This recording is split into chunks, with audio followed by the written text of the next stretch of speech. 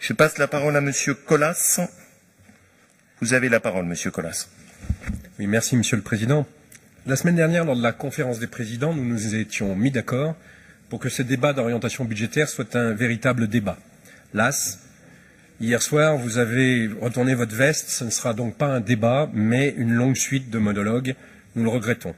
Ça vous permet de répondre aux interventions en modifiant un petit peu les propos qui ont été tenus. Manifestement, vous avez du mal avec la démocratie. Vous avez par ailleurs l'effarouchement facile. Tout à l'heure, vous vous êtes insurgé contre les propos de ma collègue Boucala. Les pompiers à qui vous avez refusé la gratuité des TER ne sont-ils pas, autant que les policiers municipaux au service de nos concitoyens, n'ont-ils pas eux aussi subi un certain nombre d'agressions récemment? Monsieur le vice-président, ce rapport d'orientation budgétaire, comme le précédent, assène des contre-vérités. Si la répétition est une méthode efficace en pédagogie, répéter des mensonges n'en ont jamais fait des vérités.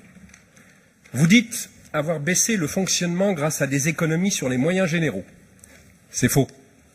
C'est sur les actions régionales des grandes compétences que vous faites le plus d'économies, d'autres l'ont déjà dit. Sacrifice de la formation des chômeurs, baisse des dotations des lycées, renoncement en vie associative et en culture. Vous vous êtes félicité, vous avez été ravi des grèves des cheminots qui vous ont fait faire de sacrées économies en transport. Vous vous félicitez même que les projets actuels du gouvernement pourraient en entraîner d'autres. Les citoyens apprécieront. Et que dire des emplois non pourvus dans notre administration qui a de plus en plus de mal à répondre au dynamisme de nos territoires et à réaliser nos missions. Par ailleurs, vous dites que l'investissement avait beaucoup baissé et que vous réalisez un choc d'investissement. Vous atteignez là le comble de l'escroquerie. Sous le précédent mandat, les deux régions, Auvergne et Rhône-Alpes, ont investi 811 millions d'euros par an en moyenne.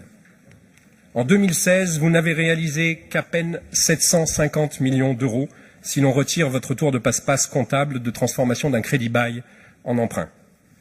En 2017, vous atteignez péniblement les 760 millions d'euros auxquels vous ajoutiez des cautionnements et avances remboursables pour faire bonne figure. Le constat est d'ailleurs partagé au sein même de votre majorité. Vous cherchez par tous les moyens à augmenter vos investissements, vous lançant même parfois dans des directions assez étonnantes, mais pour l'instant, vous cachez mal votre naufrage. Vous convoquez tambours et trompettes pour un plan Marshall dans les lycées. 250 millions d'euros par an sur 6 ans pour les gros travaux des lycées publics, mais aussi pour les petits travaux, mais aussi pour la sécurité, mais aussi pour les lycées privés. Tout dans cette énorme enveloppe de 250 millions d'euros par an. Sous le précédent mandat, la même somme, 250 millions d'euros par an, a été investie pendant tout le mandat pour les seuls gros travaux des lycées publics. Vous faites donc moins que vos prédécesseurs, qui n'avaient pourtant, selon vos propos, pas assez fait. Vous dites avoir amélioré la capacité de désendettement. Vous l'avez baissé, c'est vrai. Mais est-ce mieux? Surtout avec les taux actuels. 4 ans, cela paraît ridicule. La Cour des comptes préconise elle-même 7 ans. Cela démontre en fait simplement que la région tourne en sous-régime, que le moteur broute et que vous ne répondez pas aux besoins des habitants d'Auvergne et Rhône-Alpes. Quand vous êtes arrivé, tel le justicier libéral, masqué, surgi du fond de la nuit écologiste, vous claironniez que vous alliez créer 70 000 emplois grâce à votre politique.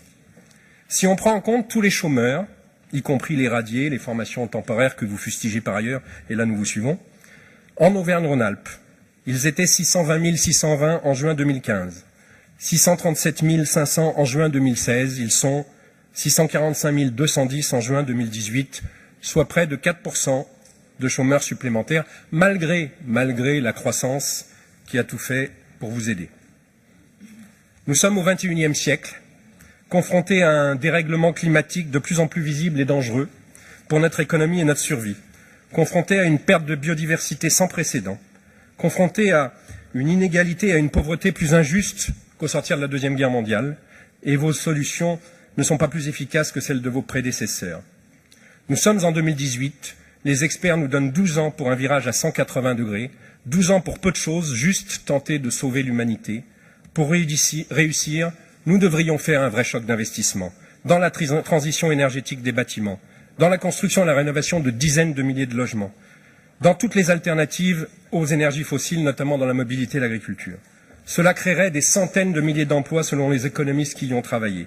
Mais cela nécessiterait de changer de logiciel, de culture et d'époque. Bref, c'est tout à l'opposé de vos orientations politiques et donc budgétaires. Merci, Monsieur Colas. Merci beaucoup.